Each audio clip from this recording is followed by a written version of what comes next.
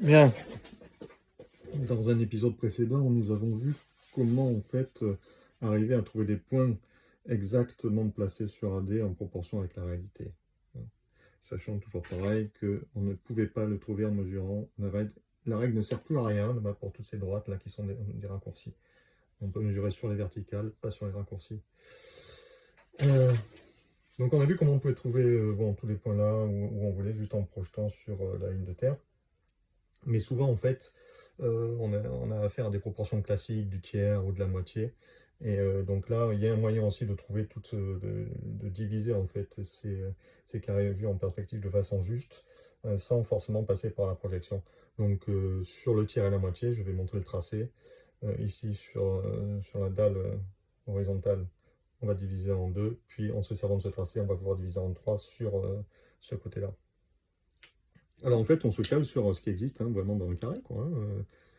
Effectivement, si on fait les diagonales du carré, ben, on trouve le centre, ce qui nous permet de trouver la moitié, les 4, 1, 2, 3, 4 carrés rouges. Voilà. Ensuite, pour le tiers, eh bien, en fait, si on joint à partir d'un des angles la moitié du côté opposé, au croisement, on obtient un point qui, lorsque l'on fait la verticale, nous donne le tiers, et les deux tiers restants. Donc on va voir ça.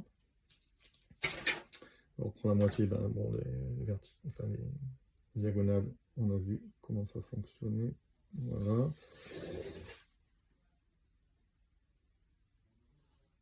Voilà, donc là on obtient bien ce point-là, ici. Hein.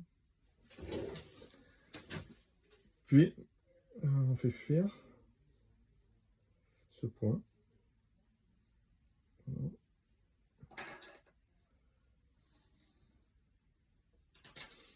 Pareil de l'autre côté.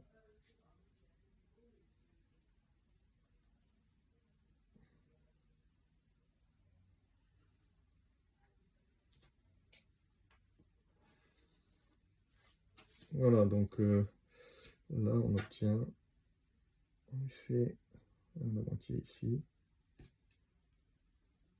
la moitié de AD, la moitié ici de AB, ici la moitié de DC, et ici la moitié de DC. Voilà. Alors donc, là on a la moitié, et on va essayer de trouver maintenant les tiers. Alors les tiers, et on mène donc à partir d'un des angles. Voilà, ici par exemple, je vais partir dans cet angle-là et je vais rejoindre le côté opposé, la moitié du côté opposé. Voilà. Ok, je fais pareil de l'autre côté. Je fais pareil en face.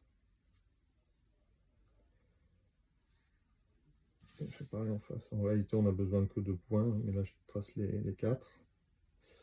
Voilà, donc on voit que ces points-là,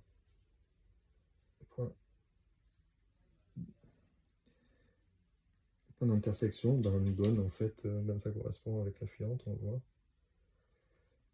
Donc ça va nous donner les tiers.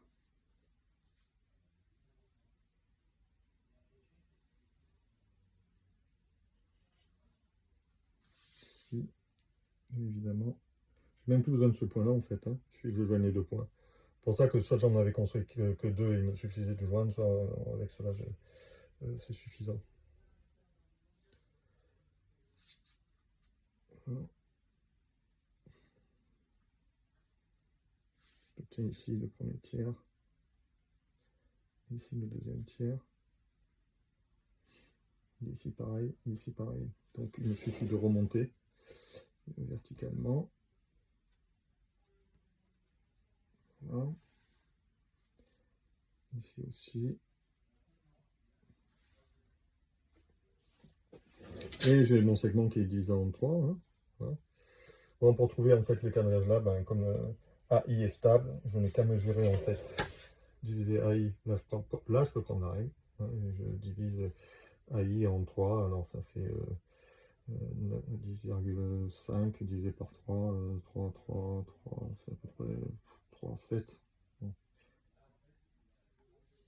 Voilà. Donc je joins.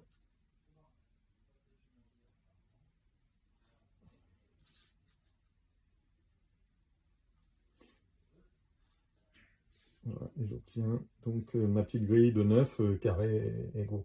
Bon, pour vérifier, hein, ça doit être pareil que ça, qui doit être pareil que ça, hein, dans la hauteur, parce que c'est une droite stable. Voilà, donc ça c'est pour les proportions classiques du tiers et de la moitié. Ce qui quand même nous sert le plus souvent possible, hein. Enfin, je veux dire, et puis la moitié, par exemple, si on est sur des divisions paires, on peut rediviser en deux, ça nous ferait le quart, etc. Donc on peut s'en sortir, ces divisions paires. La plupart du temps, on s'en sert avec une construction à l'intérieur, comme ça, en réalité. Voilà, alors maintenant qu'on a la moitié, eh bien, en fait, on peut trouver... En fait, on peut déduire de ce dessin-là une autre chose qui est assez intéressante et qui est aussi en fait une propriété des rectangles en général et du carré en particulier. C'est qu'en menant en fait à partir d'un angle opposé à la moitié, maintenant, on va trouver un point d'intersection de la ligne ici, le carré d'après, le carré équivalent à celui-là, mais qui vient après.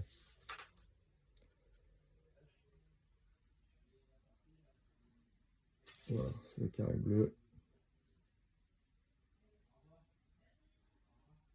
Et pour vérifier qu'il est bien carré, ben on regarde la diagonale et effectivement on s'aperçoit qu'elle est bien parallèle à la ligne de terre. Donc c'est bien un carré.